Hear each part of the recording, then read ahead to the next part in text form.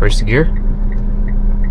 Tapos paandarin nyo. Practicein nyo na by the time na magre-release kayo sa sa biting point, tatapak na rin kayo sa gasolina, tapos release. And then 1.5, mabilisan, release ng gas pedal, clutch in, go to second gear, shift to second gear. Tapos pagka-release nyo, tatapak rin. Hindi mo siya bibiglain guys kapag nag-shift kayo to second, tas i-release nyo siya ng nakakabulol. I-release nyo siya to i-release nyo yung clutch nyo. Huwag nyo biglain na parang naka-clutch kayo tapos biglang totally padaanin nyo muna siya sa bite point, tapos dahang-dahang release kasi mag-jerk yung sasakyan nyo kapag biniglaan nyo yun na nag-shift kayo to second. Pakita ko sa inyo kung ano yung sinasabi ko. So ito, bibiglain ko siya, like totally i-release ko lang siya pag nag-shift to second. Kunwari yan, first gear, tapos second, binigla ko lang siya, mag-jerk siya. Pag nasanay naman na kayo, wala na yun kumbaga parang magiging muscle memory lang. Sa una ma-overwhelm kayo, malilito kayo, mako-confuse kayo kasi ang dami yung pinagagawa na parang sabay-sabay ganyan. Okay lang yan, normal sa una yan. Ang goal nyo lang dito, masanay kayo. Meron lang na-discover. Hey, ang ganda ng view.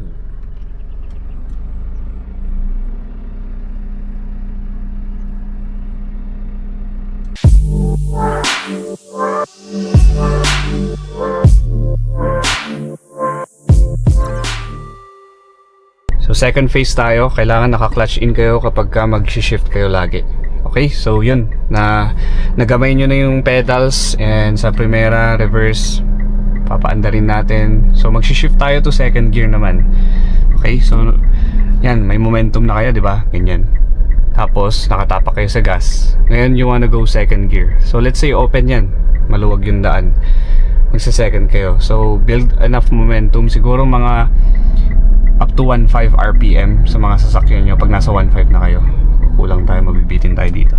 Wait lang guys, reverse lang muna natin.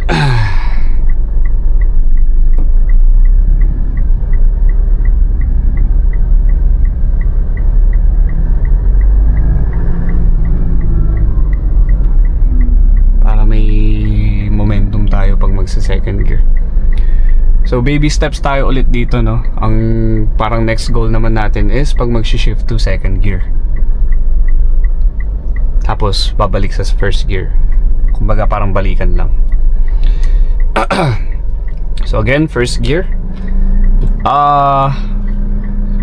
Ideally, since nagamay nyo naman na yung biting point, ang gusto ko namang next na pag-aralan nyo is yung pagsasabay nyo yung accelerator. So by the time na kunwari ito, i-release nyo na yung ito, pag-aralan nyo naman, pag i-release nyo na to, parang by the time na kunwari sa ulado nyo na yung yung biting point, pagpwesto na kayo. So tatapak rin kayo sa gas pedal. Yan, tapak kayo. Tapos again, 1.5, try natin. Ang gagawin natin pag nasa 1.5 na, so 1.5, di ba? Kailangan nyo i-release yung kailangan nyo i-release yung paa nyo sa gas pedal bago kayo mag-shift. So release, clutch in, mabilisan yan. Tapos second gear, then release, tapak sa brake. So medyo nakakalito rin to yung sa pag-shift, kasi dito kailangan may combination ka ng pag-release to bite point at the same time dahang-dahang pagtapak sa tawag dito, sa gasolina.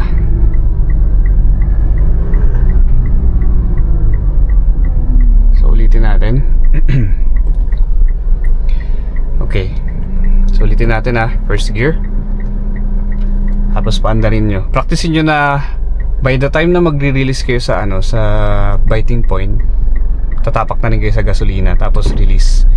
And then 1.5, mabilisan, release ng gas pedal, clutch in, go to second gear, shift to second gear. Tapos pagka-release nyo, tatapak rin.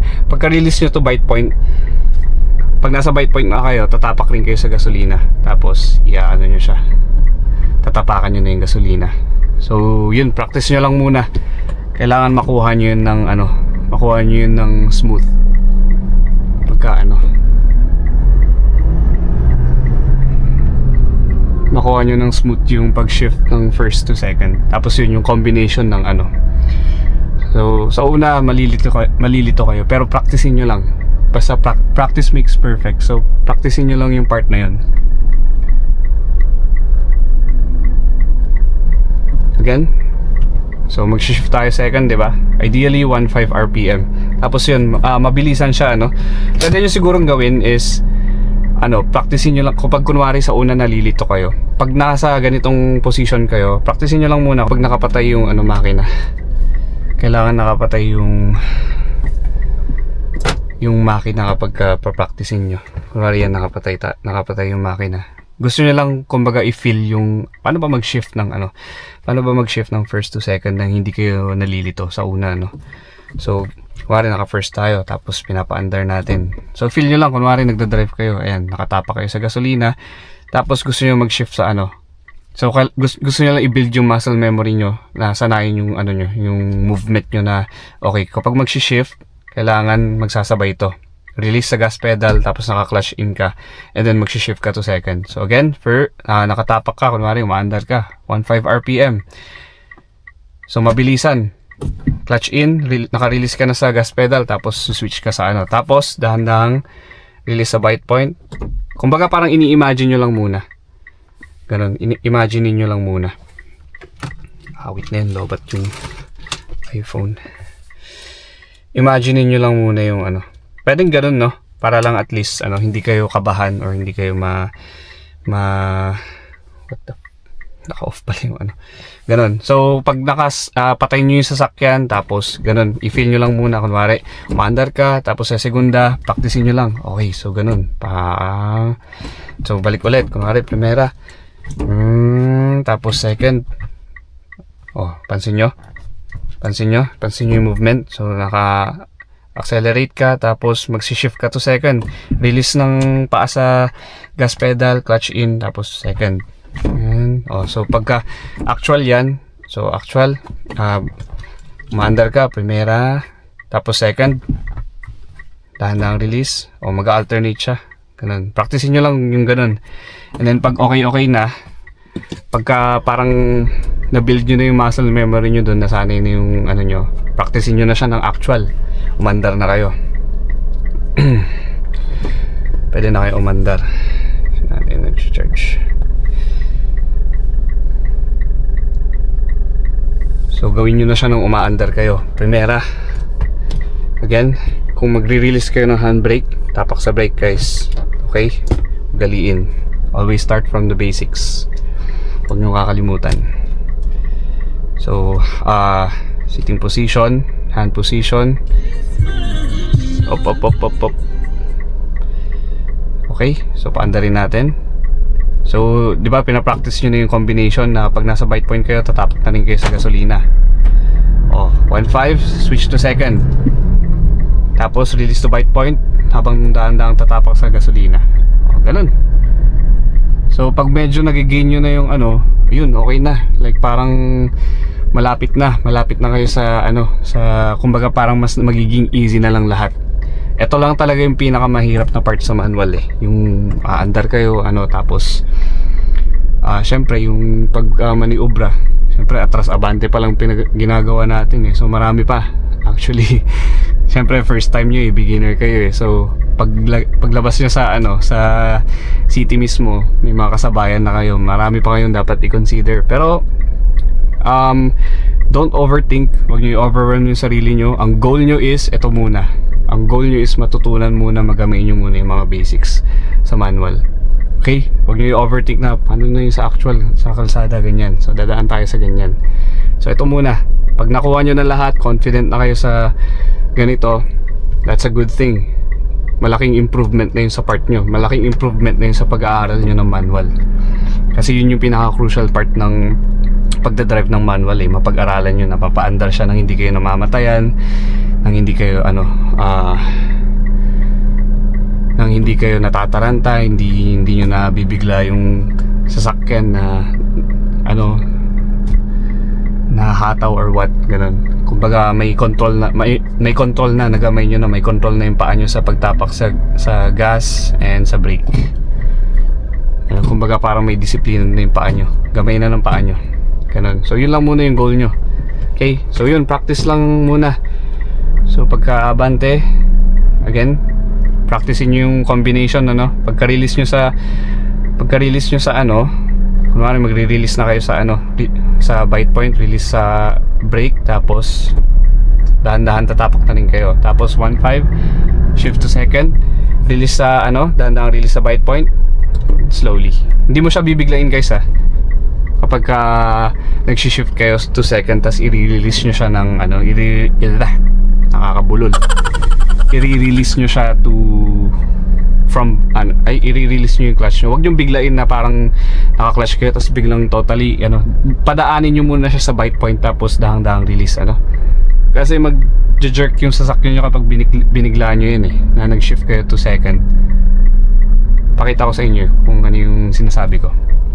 So ito, bibiglain ko siya, like totally i-release ko lang siya sa pag nag-shift to second. Kunwari yan, first gear, sa second, ayun, binigla ko lang siya, mag-jerk siya pagka ganun. So para smooth yung pagka-shift nyo, dalhin nyo muna siya sa bite point. Kaya ko ina-explain dun sa first phase natin kung gaano ka-crucial na isaulo nyo, sanayin nyo na dapat maging muscle memory sa inyo yung biting point or bite point area nung clutch, itong pedal na to, itong clutch pedal. Kasi magagamit nyo yan kapag umaandar na kayo, pag nag-shift kayo into different gears, first, second, third, whatever, ganyan.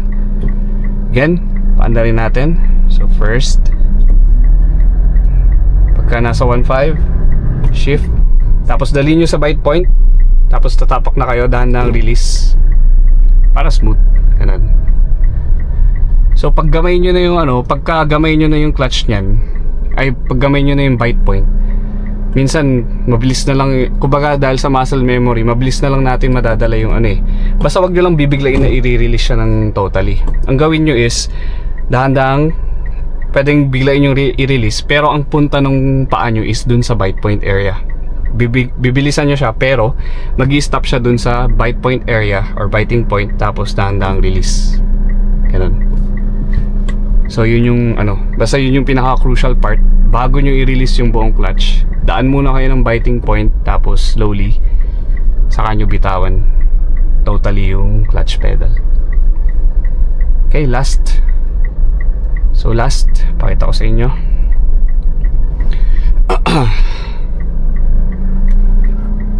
Pandarin natin, magsi-second gear tayo. Tapak ako sa gasolina. 1.5, shift to second gear. Daling ko sa bite point, dahan-dahang release. Ayun, para smooth siya. Okay. So yun lang muna. Practicein nyo lang muna yung part na yun. And then we'll move sa next phase na itong ano. So it works for every shift, ano, kapag kunwari nasa highway kayo nagpa-practice or open na mahaba, subdivision, tapos mahaba yung kalsada. Kung gusto nyo mag third gear, dalhin nyo ulit sa 1.5, clutch in, tapos dahan-dahang release, bite point, ganun. Yun. So hopefully yun muna yung first step nyo pagka beginner kayo. Gamayin nyo muna yung mga crucial part ng manual transmission. So ito, ito mag-shift ako, mabilisan. Daling ko sa ano, biting point, dahan-dahang release. Hindi ko siya totally bibitawan ng buo, no. Padadaanin ko muna siya sa biting point, tapos slowly bibitawan ko siya. Tapos to, mamaya pahaba to, shift tayo to third gear. So naka second gear ako, shift ako to third gear. 1.5, clutch in. Yan. Medyo ini-slow down ko para pwede nyong balikan kung paano ko ginawa yun. Basta every time mag-shift kayo, dapat release nyo sa gas pedal, tapos mag-clutch in kayo. Then release to bite point, tapos dahan-dahang bitaw sa clutch pedal. Ganun guys.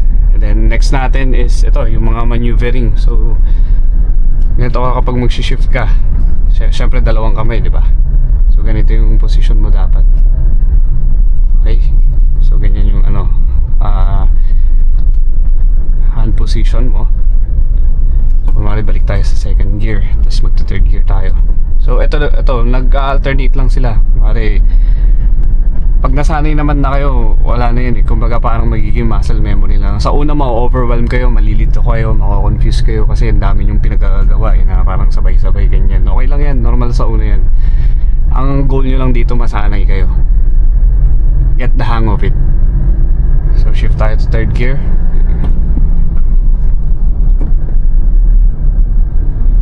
Yan lang. Gusto mo mag fourth gear, pataasin mo ulit yung RPM. Pero ulit. Tapos dahan-dahan, release the bite point. Dahan-dahan bitaw. Ganun, combination. Tapos pag mga ganitong high speed, kanina iba yung turo ko, diba? Brake muna dito bago ka mag-clutch in. Pagka papunta ka na into full stop, saka ka magka-clutch in. So bakit importante yun?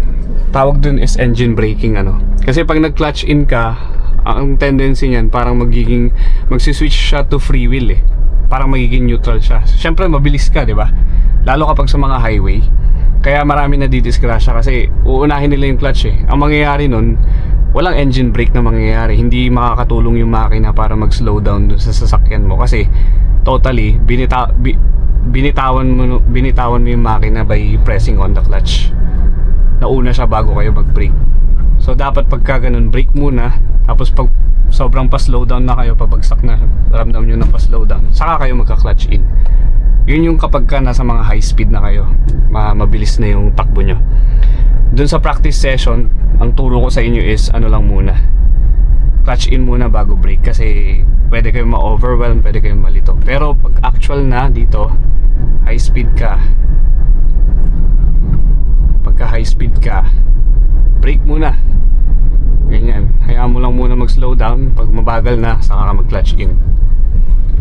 So ganun, iibahin mo naman yung muscle memory mo kapag ka nasa actual road ka na. So yung una kong tinuro, it's for the purpose lang na maitawid nyo yung yung crucial part ng pag-aaral ng pag-release ng clutch. Yun lang naman yung purpose nun eh. Pero hindi siya applicable for actual driving.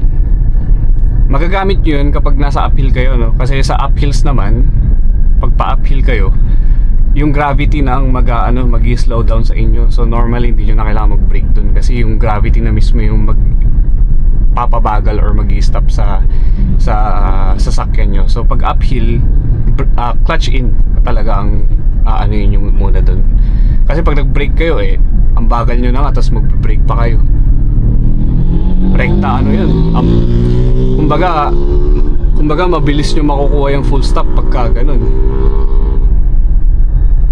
Mabilis nyo makukuha yung full stop pagka ganun. So syempre pag nag full stop tayo na naka-gear tayo, primera, second, tapos hindi ka naka-clutch in, nag full stop ka, alam nating mamamatay yung makina natin. So pagka ganun, sa uphill, clutch in muna bago brake. Pero dito, mga patag na roads, brake muna.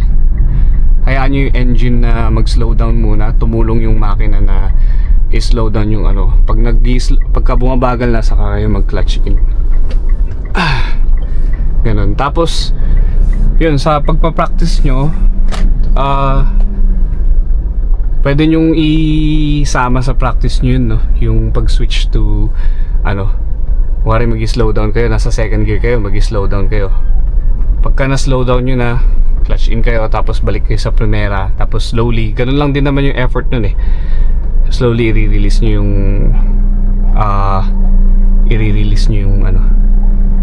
yung clutch, tapos tapak sa gas. Para lang at least magamay nyo lang din yung yung sa tawag dito, magamay nyo yung sa gusto yung laway ko kakasalta. Magamay nyo yung pag shift to low, to bumalik sa first gear, second, balik kayo sa first gear, or di kaya nalalaro nyo na siya into third gear, di ba? Kasi mahaba yung road, nakakapag third gear na kayo, babalik kayo sa second gear. So practicing nyo yung ganun na brake muna pag nag-slow down na, Saka kayo mag-clutch in, tapos lipat sa second, slowly release ng clutch to bite point, tapos ready na yung paa nyo sa gas pedal, and then dahan-dahang release sa biting point area. Okay, so yun lang muna for like first second phase na kailangan yung pag-aralan.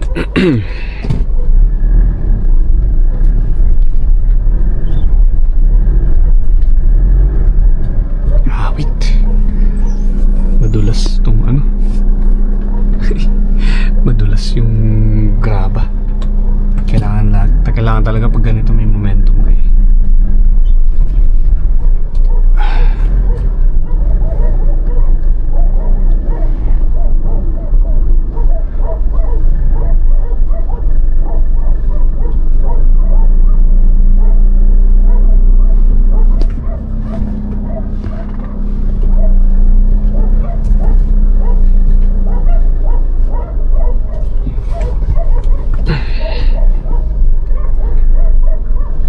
Yun guys, hopefully nakatulong tayo sa first part or crucial part ng pag-aaral ng manual para sa mga aspiring na manual users natin, mga gustong mag-aral ng manual.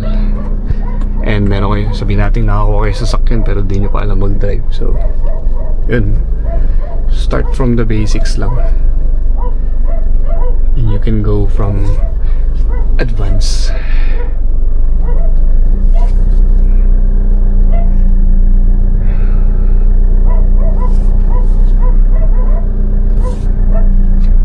Okay, yun lang guys muna for today.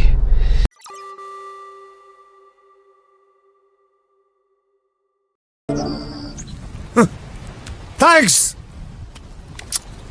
Love you!